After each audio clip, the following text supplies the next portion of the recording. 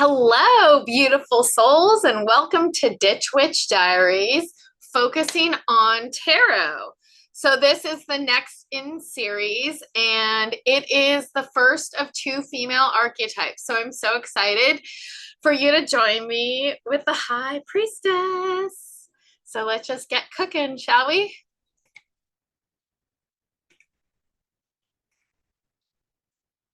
The High Priestess. And once again, don't we just love this rendition of the High Priestess? So wonderful. So as we normally do in this, especially with the major arcana, we're going to look at the origins and evolutions of the card, because the major arcana, you remember, has been around for a while. The minor arcana cards, that was Pamela Coleman Smith. Before that, there were no images on those minor arcana cards. So we're just going to go through we need to look though at the origins, especially when you get to these. You kind of see that every single one has been a little different in flavor of what it was before it got into the hands of one person. Who do you think that is?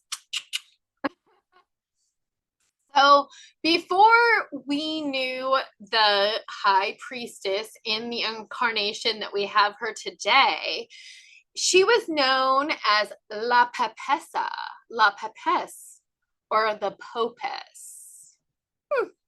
So cool. So there's two kind of female Pope stories that we're going to unpack. The first one is Pope Joan. So and whether it's mythology or not, we don't know. Some sources say that there's no real evidence for this, and it was kind of an after the fact idea, but oh well, like that's kind of how a lot of the archetypes, they take root in these stories that may or may not have had roots in reality, and the unknown quality of it is kind of what propels it into this land of universal flow and unknown. So let's look at Pope Joan. This is the first story. So this story took hold in the 13th century, and this is the story that a woman went through the ranks of the Catholic Church as a scholar, but she was dressed as a man, so she was disguising herself the whole time as a man, and eventually she became Pope John the 8th in 855. So the ruse was revealed, though, in 858. So from just a mere 3 years later, and there's some discrepancy as to how this ruse was revealed. So some say that she went into labor in a procession as Pope. She physically went into labor during a papal procession. So that would be kind of rotten.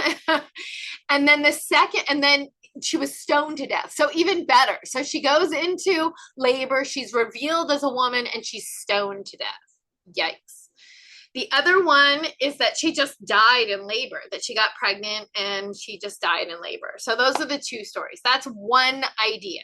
Okay. So then we go to the other idea, I think there's a little bit more evidence to the reaching back of the High Priestess to this. So this Popess as Manfreda Visconti and so it's not, I don't think it's Guglielmites. I think it's Guglielmites, the Guglielmites. Okay. And yeah. Anyway, so the Guglielmites were a sect from 1200, or Guglielmites, and they believed that they were going to usher in this new era of divine feminine power, and they elected a popess who was ostensibly was a nun, okay, or from Catholicism already. They elect Popess Manfreda Visconti. Okay, some say that she was actually, though, the daughter, a princess of the king and queen of Bohemia. So they point back to this Popess Manfreda Visconti. And they say that she was elected to usher in this new era. And there's pictures actually of Manfreda Visconti that they look to. But there's a problem with the pictures, is that she's dressed incorrectly for the folklore. She's dressed as what's called a Franciscan Poor Clare. And perhaps it was Juliel's sister is who is in that picture, the daughter of the king and queen of Bohemia. So we don't know who this is exactly, but that's the idea is that the high priestess used to be the Popess, and the Popess that this card is in reference to is quite possibly Manfreda Visconti of the Guglielmites, who was elected the Popess to bring in this new era of divine feminine power. I love that. So let's just roll with that. It's kind of a cool one, right? So let's look at the old, so there's the picture. So there's some pictures of, and maybe some problematic pictures. And we notice too that she's not, in some of these, you'll notice that she's older and kind of not as young and has a different flavor altogether than the high priestess that we know from Pamela Coleman Smith. There's another one. You can see the two there. She's already a link to the two here. Some more. I love these. Look, she does not look young at all. She looks, that's an interesting rendition for me. Okay, so replacing the Popess. Okay, so it's not a direct line from the Popess, though, straight to our high priestess. Oh, no. Because in the 18th century, the Popess we see kind of being removed from the tarot entirely in many areas. It's so funny. You would think that people didn't like like divination or casting lots or whatever, because in the Bible, okay, so if you grew up in any sort of Christianity, you know that they're not super into tarot, and it's mostly because of the divination quality of it and kind of taking. Yeah, anyway, it's like astrology. They're not into that kind of witchcraft, divination stuff. So one would suspect that they would not like they would just not like the cards altogether, right? That the tarot would be not something that the Protestants or the Catholics would be into. But no, they replaced the Popess because the Protestants didn't like the Catholic imagery. I love that. Of the Popess, which wasn't even Catholic imagery, which was like an aberration to Catholics, right? Anyway, so they replaced the Popess. Okay, and what was then the priest. So there was, we're going to see later, a priest and a Popess, and they replaced both of them. So the Popess was either replaced by Juno, which again, mind blown. Why? So we don't like the Catholic imagery, but we'll just take from like Greek religion. Okay, we think that this is mythology, but that was okay, it was, that's like not, it's, I think that's a little foolhardy to think that people didn't believe in these goddesses of the past every bit as much as people today believe in the God of the Old Testament or the New, or Jesus for that matter. So they would reach back to another goddess or another goddess, just hilarious. So Juno, and then, or a Spanish captain. So which is, okay, what was completely not, what they seemingly missed entirely, is what the Popess represented, right? Which is this divine feminine archetypal vision, which seemed to a little bit be captured, right, in that Popess. So who, again, now it's revealed, who is the person that connects the high priestess to this card? Of course, Antoine Court de Gébelin. He gets a hold of these cards, and there she is, the high priestess. Okay, so here's some, these are some, okay, but here, hold on, let me go back. These are some of like the other cards, the other imagery that replaced this Protestant that replaced the Popess later on. So we get some, see, like the Spanish captain, perhaps. So now we get into the numerology of things. And what is in a number? Let's see. So interestingly enough, and we saw actually she was put as a 3 in some places, but almost always the Popess or the High Priestess is 2, because 2 is a number of feminine magic, which is so hilarious. And 2 featured actually today in a weird way as well, too. In another reading that I was a part of this morning. It's feminine magic, divine feminine power, and number 2 is sacred to all female deities. 2 is about being at peace and balanced and grounded and really like stable. Remember that 1 wasn't very stable. It was like 1 wand and it was a number of like action. 2 is a number of balance, like 2. Now you have 2. So also, like if you look at the number 2 itself, it's been described as a pot and a snake. So for whatever that's worth, if you think that that's more feminine, I kind of do like the pot. It's always like anything that's like a hollow center, or like it's like a symbol of the void, right? It's like the it's like the whole, so like a pot and then a snake, which is interesting as well. So 1, like, so we just talked about 1 is the magic of him. It's his magic, right? It's action. It's like this like magic of making, like taking the power of above and making it real. It's like high magic even. It's like the magic of him. And it's like 1 is like a wand and 2 is the magic of her. It's the magic of carrying a baby, of making potions, of putting things together, things hidden like a snake. Really, it's like making 2 things, like 2 is different. You're not taking 1 and changing it. You're taking 2 and creating. The High Priestess may be 2. Okay, this is another one. I love this one. Why isn't the High Priestess number 1? So there's been some discussion in some corners of the universe about why the High Priestess is like, doesn't she want to be number 1? Like she is number 1. Like why does she like accept this number 2 position? And it's like another thought is that she's in number 1 all along. You just can't see her because she's hiding in the corner. She's hiding off stage, watching what's going on. So number 2 is a number of understanding and intuition as well. So let's look at the correspondences for our High Priestess. And this is such a rad image. Oh my gosh, I love it.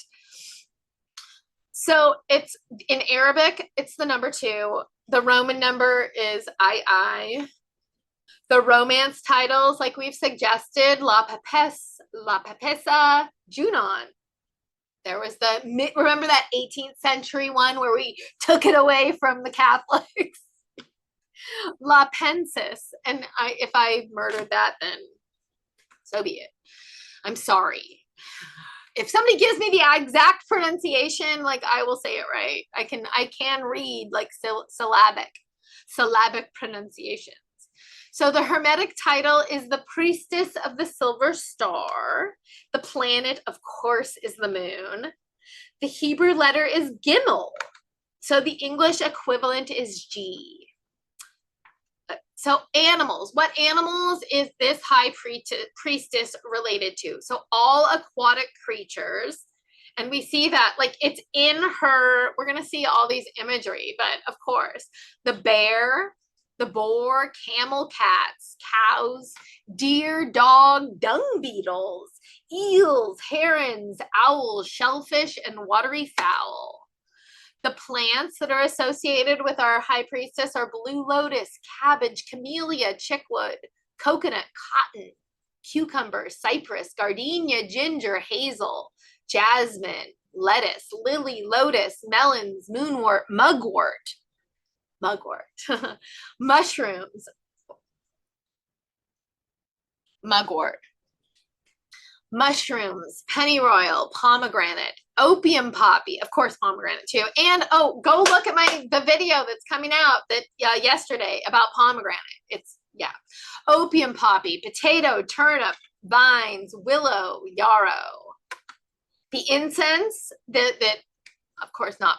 I mean, they're part of plants. And some of these are, like olive leaves are part of plants. So it's kind of weird. I never break this apart, but the correspondence book does. And so for the sake of stability or whatever, even though I add all my own information as well, I don't just take this information and just swallow it and regurgitate it. I, of course, have my own, not only my own intuition, but other resources that lend from you, especially with the plants.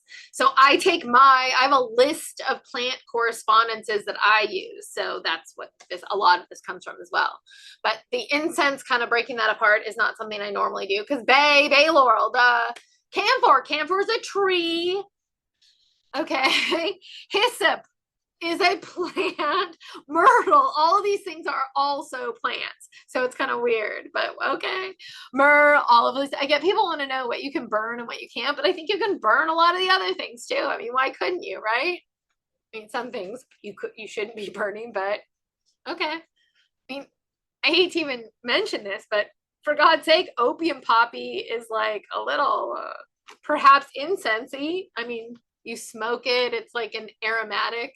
But anyway, rock and metal is chalcedony, crystal, moonstone, of course, pearl, selenite, and silver. And the color is blue. So here is our Rider-Waite-Smith image of a High Priestess. The one that you're all used to, the one that I love.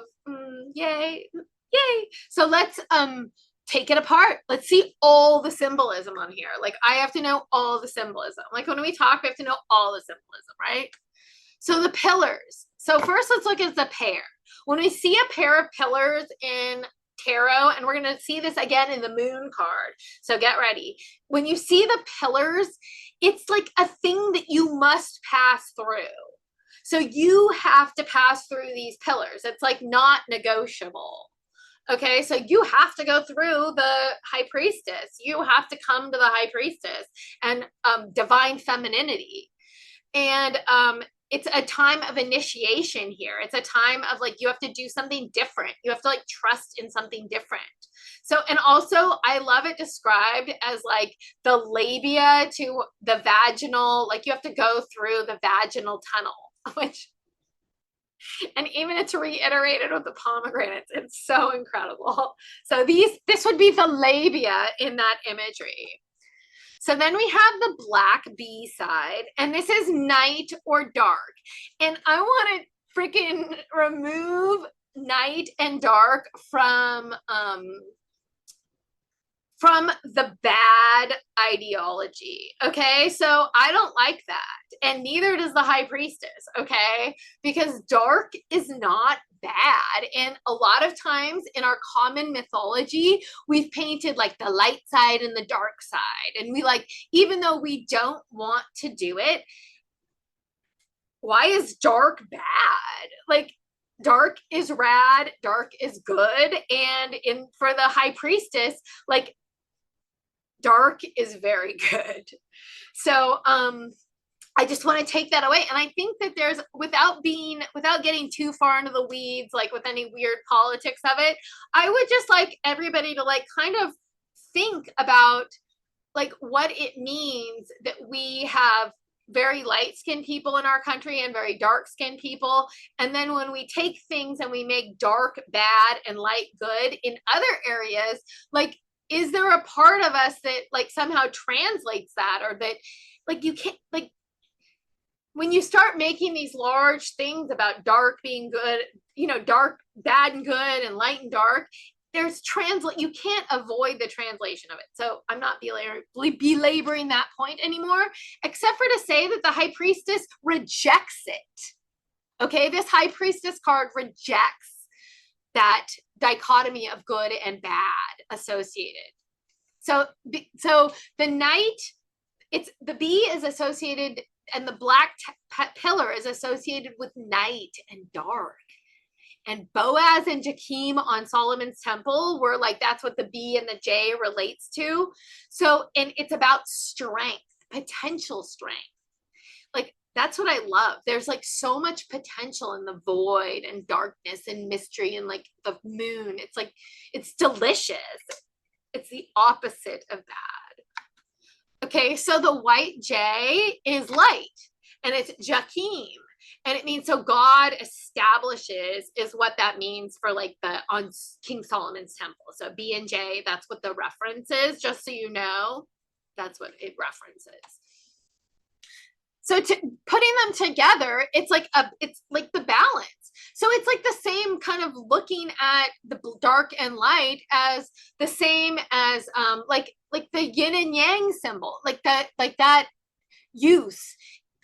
It removes this like the dark side or the light side or whatever, like all together from it, because together it's the balance. And I love that the High Priestess is in the center of that balance. If you want to get that balance, like she's not associated with yin, she's at the balance between yin and yang.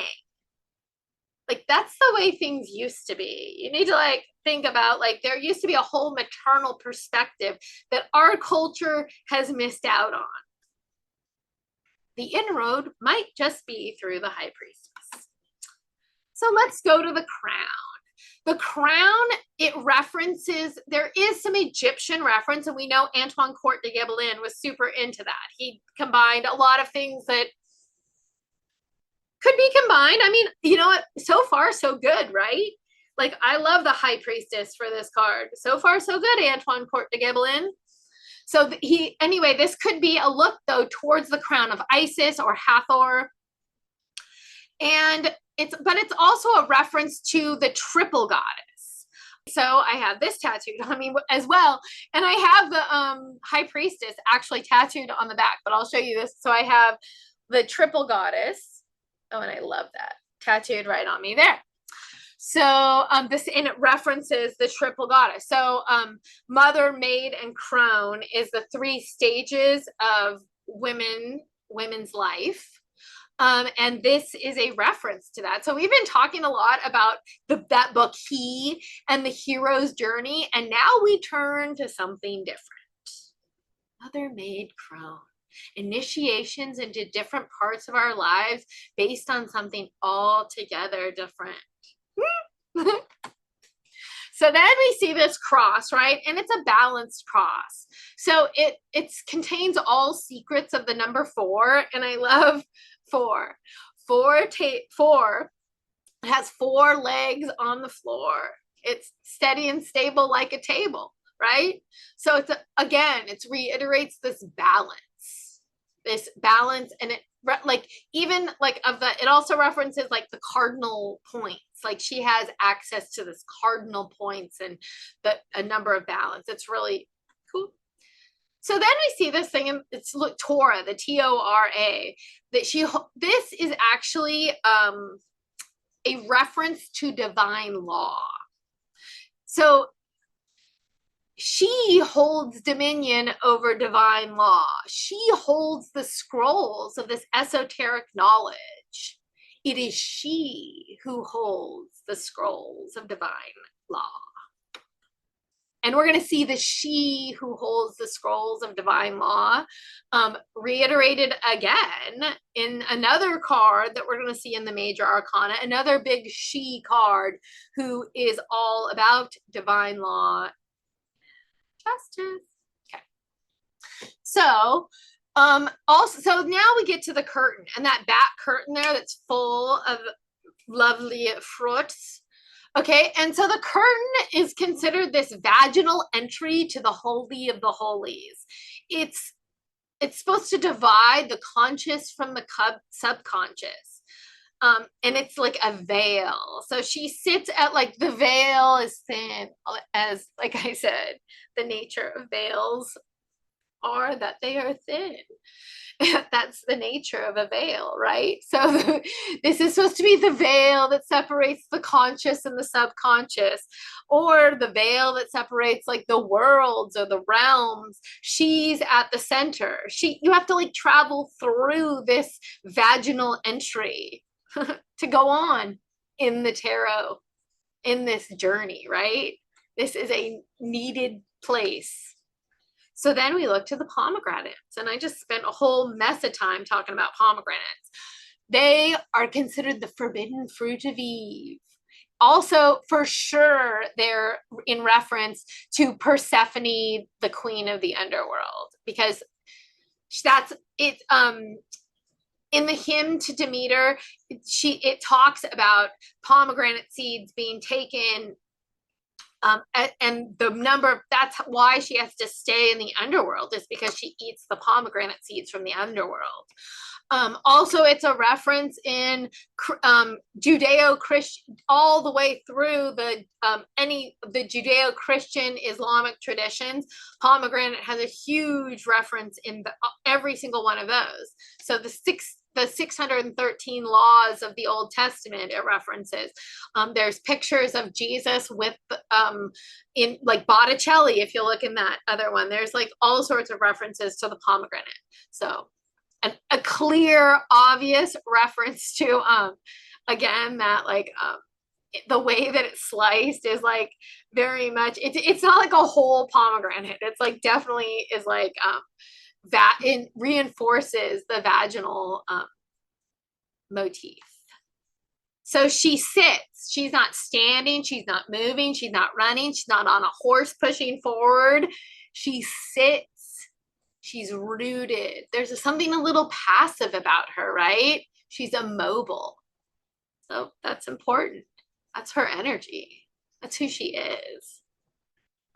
She employs what my son says. She like, it's calm. Anyway, so her dress is a water dress. It melts into a pool of water. It's cool, dark, fluid, moon powered. It melts over the moon.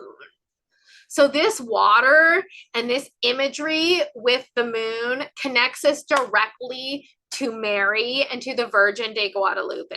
Okay, so first of all, even the name of water, Mary, Mare, Mare, okay, it connects us there. But the moon at her feet is direct reference to Virgin de Guadalupe. And if you've noticed behind me, I had a beautiful woman once paint me a picture of the Virgin de Guadalupe. And I want to hold it up a little bit so that you can see the reference. Okay, so I'm going to go over here. And we are going to move this. There it is. There it is. Okay, now let's hope that I can get it back. There we go. So, Stella Mare, star of the sea. That moon at the crown of that water and that moon is a direct reference, and it's definitely tied. Although the moon in general, that reference to the moon is key. Because if you know anything about the moon, you know the moon is deeply feminine. The moon, we have like a 28-day cycle that connects us to the moon that is ours. It's the moon is all about water. The moon rules the water, the tides, anyway, I could go on and on. I've done a whole class on the moon before, and it's amazing. Moon magic. So who is this high priestess? This high priestess, let's look back at what we know just all through history and everything we can, like the key concepts we can put together from her historical meaning. So we see her as a religious leader from this Popess.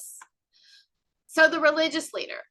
The Popess gives us this power. She is the leader, okay? However she's been manipulated by other people, her core is of a religious leader.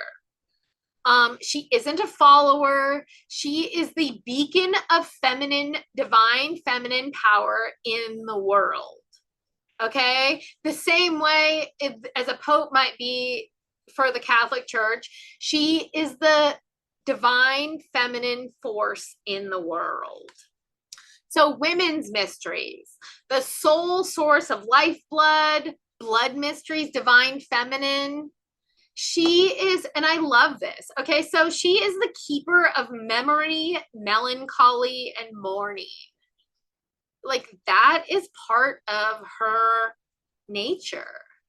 The high priestess in any picture is not happy. She's not gay. Perhaps sapphic. Who knows? But she's not, like, I'm talking about, like, she's not like gay, like joyous and bouncy. She's somber and serious. And she, like, it's like part of this like watery moon. So, like I said, if you know anything about this watery moonness, you know that it's a place of memory. It's a place of, it's a soft place of memory. It is the path. It's the way, though. These women's mysteries are a very important part of the high priestess, and one not to be ignored. Whether you're a man or a woman, you need to pass through these pillars and learn about women's mysteries. So this is the way, and we're gonna see it reiterated. So she's also in every picture that we see, past or present, she's about rooted balance. She's always sitting. She's not active. She's stable and seated and melting into water, melting into the flow, melting into universal flow. She's calm and contained. She doesn't raise her hand and one hand represents her highest self. She is of her highest self. She's melts into universal flow. So how did Jung kind of, we'll tease apart, we'll use Jung and Jung's ideas as a way to pull apart the high priestess, because we know Jung didn't really, he wasn't like the commenter on tarot that we want him to be, but we're going to use his ideas. So first of all, the anima. So that's the main women's archetype. And I think the tarot pulls this apart into two cards. And we're going to see the next one in the next video. But the first one is this first women's archetype, right? Which is the void and darkness, good darkness, right? Yummy darkness, delicious darkness, shadows, blood mysteries, the moon mysteries, all sorts of veiled things and veils you have to pass through to the other side. Intuition, inner knowing. So, like again, like I said, it doesn't matter if you're a man or a woman. You must get to know this archetype and pass through her. And that's not like men, I love, they don't have a lot of guidance, period. None of us have a lot of guidance, right? But we just give him these he books and send him on the hero's journey if they're lucky. If a man is lucky, he's been introduced to that. But what he doesn't know usually is how to really get in touch with these female archetypes and how to like move through them in his masculine energy. Also, she's spiritually adept. She's developed. She is not the fool. She's not the magician. She is a wise female leader. She's not a performer. She's not a huckster.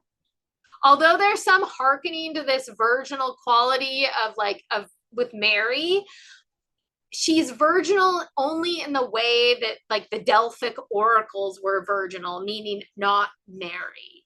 So she's not a virginal like card at all. We're going to see other cards that do take on some of that virginal quality. This is not one of those cards. Women's mysteries are not virginal. Sorry. Like in the tradition, not, they're virginal maybe in the Delphic oracle type of virginal, but they're not virginal in like what we think of as not having sex virginal. So my High Priestess varieties, we always love to see these, right? These are great. So this is Tarot of the New Vision. I love like looking behind it, and I love it reiterates this balance. So and again, we see the owl. I love like that this New Vision takes apart like the image of the owl and takes we saw that in the Magician where there was a monkey, right? And that was one of the main animals of the Magician card. Well, the owl is one of the main cards of the La Papessa, the High Priestess. And this is the back. And we see the balance reiterated with the other side of the white and black are now balanced with the woman on either side of the white and black. So the Herb Crafter's Tarot, and I love this tarot card, and mugwort, of course. And it's funny, I don't know if that really looks like mugwort. Maybe I'm trying to see if like I have mugwort, and hold on, let me just pause and I'll stop it and I'll come back. But I'm going to show you the mugwort that I have drawing up on my wall. Okay, so this is what mugwort looks like when it's dry. And let me even stop the share so you can see this. Let me stop sharing. Okay, so it's got some chamomile in here too, but this is what mugwort looks like when it's dry, and you can see it kind of takes on like a gray tone to it. It's definitely gray in nature, and it's a different, it doesn't, that might not be the best picture for me of mugwort, but whatever, sorry to complain. I did. Okay, so let's go back. Okay, so then this is the Modern Witch Tarot, and I love this. This is a good one. Although we don't get the water, like I feel like some of these, the imagery that's very important in these is maybe lost. And one thing that might be lost, I like the wateriness of it. It means something. It means something to me. And there's the Spellcaster's Tarot, which is odd, I think. That's all I can say. Some of these Spellcaster's Tarot cards are so hilariously odd. I like don't know what to even like make of them, which is hilarious. Like look at that like faceless entity, and like and then we have like, is that supposed to be the baby Jesus instead of like an actual Jesus, like like the moon? Like interesting, but we have the crescent moon in the background there. Very interesting imagery there. And I like I've said before, I got the Spellcaster's Tarot originally because it was one of the few tarot cards that does what I do with the minor arcana, and I play with the elements and the minor arcana. We're gonna see, you will see when we get there. Okay, so this is the one that I generally use, the High Priestess, and it's the Hanson Roberts Tarot, and it has some of the imagery again, but we lose the water, and it's kind of a little it can be a little sad, although I'm not as upset by the B&J or the maybe I don't know. I know, like I said, I know what the Pamela Coleman Smith's High Priestess looks like intuitively in my head. So if I use other cards, I always am referencing new. So let's put all this stuff together, right? So if you pull a High Priestess card, you should immediately be thinking that you're being called to the divine feminine part of yourself. Whether you're a man or a woman, it doesn't matter. Okay, we're talking about archetypes. We're talking about, if you start pulling, like, it's that part of yourself that embodies darkness, stillness, hiddenness, and water. Okay, so that's where we're going with this. You also should be aware that deep wisdom is around you. She takes the law and uses deep wisdom in it. The wisdom of feeling and water. She's not just a rule follower. She takes those rules and she uses them or changes them through her wateriness into universal flow. It's a different thing here. Can you handle the wisdom that's coming? You should be getting ready. You'll need to, okay? Pay attention to those pillars. Okay, a lot there, like I said, people want to skirt around the pillars, but this tells you you have to, it's a must. It's not a possibility, it's a must. You're not going to get around this. If you want the mysteries of the High Priestess, you'll have to pass through her veil, the vaginal veil. Okay. Another thing that you should be, because this veil is about in between spaces. It's between consciousness and subconscious. Like that's her milieu. Instead of like these outward dimensions and outwardly knowing synchronicity, her playground is consciousness, intuition, knowing. I love that. So cool. She's also still and balanced. So meditate. You get this card. I'd do some divine feminine meditations. I'd get called to stillness and balance, stability. Okay, so the one thing that you do have to be careful of about her, though, is you better watch that you don't get too comfortable in her stability and balance and seatedness, so that you don't just stay there, right? There's more action to be done. You have to know this. But what if you get this reverse card? And remember, we're going to, again, every single time, how do I do reverse? It's happening inside you, but it's not happening outside of you. So think about it. If you got the right side up High Priestess card, you will be acting in some way as a community. There's community leadership involved in that card. There's at least like the idea that you are the head of some spiritual something, right? It's the Papess. Come on. So when we get reversed, that's telling you that it is not in that outward realm. It is totally in this inward realm. Okay. So this is already a card, though, a little bit of within. So how do you go within and not on the outside? Well, in this instance, we focus not on the outside. So if you're not calm and balanced outwardly, you may be active and impulsive when you ought not to be, right? So you're not balanced outwardly. You're like chaotic outwardly. You may be outwardly living in very masculine sun energy, which is active and moving and can be chaotic to some people, right?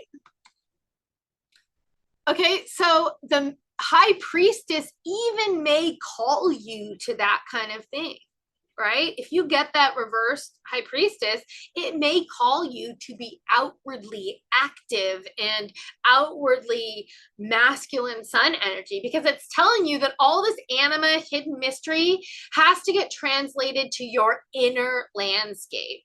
This is going inside, folks. What are you holding on to so tight in your head that you need to bring mystery and intuition to it? Okay, where do you need to invite her watery goodness inside your head?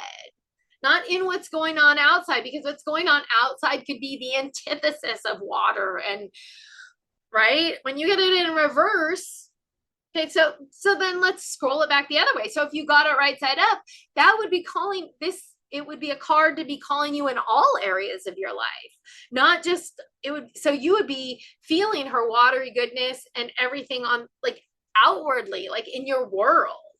This says not in your world. If you reverse her, not in your outward world, only in your internal landscape. So that is that. And these are the sources. So let me just stop the sharing. And I'm so excited that you got to learn about the High Priestess, because the High Priestess is one of my favorite cards. So I have her tattooed on the back of my leg, and along my other leg, I have the Empress, which is the other card that we'll be seeing next week. So join me again on the next Ditch Witch Diaries.